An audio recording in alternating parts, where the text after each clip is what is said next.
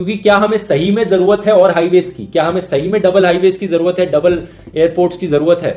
तो सुना आपने, लिटरली भारत एकमात्र दुनिया का ऐसा देश है जहां के कुछ इन्फ्लुएंसर्स बाहर बैठकर कुछ इस तरह की बातें करते हैं। हाईवेज और एयरपोर्ट्स वगैरह अगर भारत में प्रॉपर नहीं बनाए जाते तो उस बात को लेकर कंडेम करना चाहिए था। हालांकि हम इस तरह के लोगों की बातें नहीं सुनते और भारत का डेवलपमेंट लगातार किए जा रहे हैं और इसमें भारत की कंपनियां अपने स्तर पर बहुत बड़े बड़े योगदान दे रही है। पिछले कुछ समय की अगर बात की जाए तो भारत का एविएशन सेक्टर बहुत आगे गया है और दुनिया भर में इसका बहुत नाम हुआ है।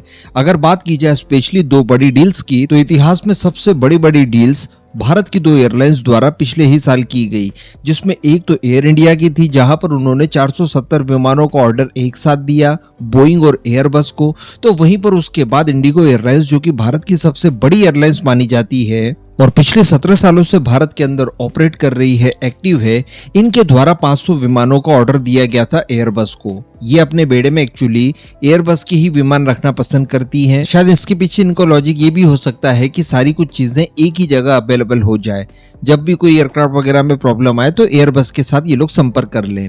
लेकिन दोस्तों, यहीं तक ये लोग नहीं रुकने जा रहे हैं और अपनी एयरलाइंस को ये और आगे लेकर जाना चाहते हैं। कुछ ही समय पहले की बात है जब मैंने आपको वीडियो बनाकर बताया था कि इंडिगो एयरलाइंस द्वारा टर्किश एयरलाइंस के साथ एक डील की गई है और इसके तहत मुंबई और दिल्ली को ये लोग इस्तांबुल के जरिए सीधे यूरोप से जोड़ने जा रहे हैं। लेकिन दोस्तों, इतने बड़े एरियाज को कवर करने के लिए इंडिगो एयरलाइंस के पास फिलहाल व्यवस्थाएं नहीं है, क्योंकि इंडिगो एयरलाइंस का जो मुख्य टारगेट था वो डोमेस्टिक यात्री थे, यानी भारत के ही एक शहर से ये लोग दूसरे शहर तक कनेक्टिविटी ज्यादातर प्रदान करते थे। लेकिन अब ये लोग इंटरनेशनल लेवल तक भी अपनी छलांग लगा चुके हैं।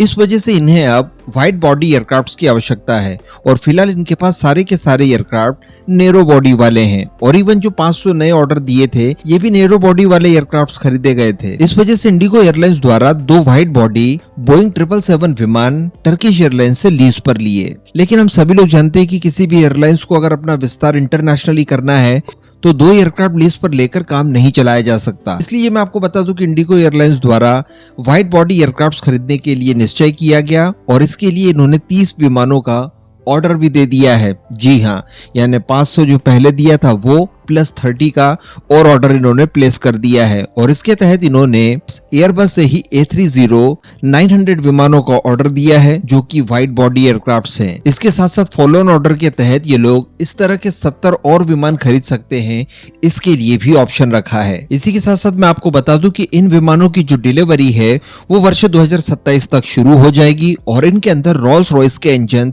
इस्तेमाल किए जाएंगे जो कि काफी ज्यादा रिलायबल होते हैं, जिनमें प्रमुख नाम निकल कर आ रहा है ट्रेंड XWB इंजन्स का। वैसे मैं आपको बता दूं कि अगर भारतीय एयरलाइंस की बात की जाए तो एयर इंडिया अभी तक एकमात्र ऐसी एयरलाइंस थी जो कि वाइड बॉडी एयरक्राफ्ट्स का इस्तेमाल करती थी, लेकिन अब इंडिगो इसके बाद दूसरी ऐसी एयरलाइंस बन जाएगी। तो इसीलिए कहा जाता है कि अमेरिका सुपर पावर है, इस वजह से वहां पर ज्यादा एयरपोर्ट्स और ज्यादा हाईवेज नहीं है, बल्कि वहां पर ज्यादा एयरपोर्ट्स और ज्यादा हाईवेज हैं, इसीलिए वो सुपर पावर है। इस पूरे मुद्दे पर अब आपका क्या मानना है नीचे कमेंट करके जरूर बताइएगा।